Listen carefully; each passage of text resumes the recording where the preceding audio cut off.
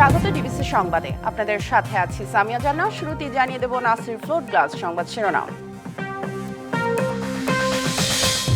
গণ অভ্যুত্থানের প্রথম শহীদ আবু সাইদ হত্যা মামলার প্রতিবেদন প্রসিকিউশনে। খুনে সম্পৃক্ততা ৩০ জনের, রবিবার ট্রাইব্যুনালে জমা। গণমাধ্যমের পক্ষপাতিত্ব থাকলে ভালো কিছু আশা করা যায় না। নিজেদের মধ্যে দলাদলিতেই হয়রানির শিকার, মন্তব্য আইন উপদেষ্টার।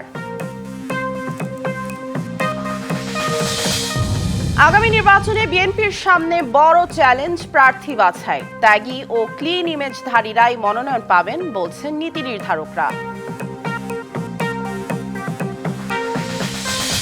এইচএসসি ও সমমান পরীক্ষা শুরু। অংশ নিচ্ছে 12.5 লাখের বেশি শিক্ষার্থী। 3 বছরের মধ্যে এবারই পরীক্ষার্থী সবচেয়ে কম।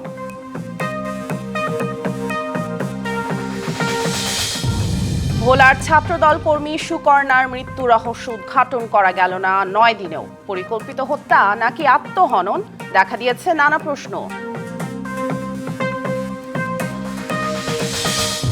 এবং ইরান যুক্তরাষ্ট্র বৈঠক আগামী সপ্তাহে। পারমাণবিক কর্মসূচি পুরোপুরি ধ্বংস হওয়ায় কোনো চুক্তির প্রয়োজন নেই বলছেন ডোনাল্ড ট্রাম্প।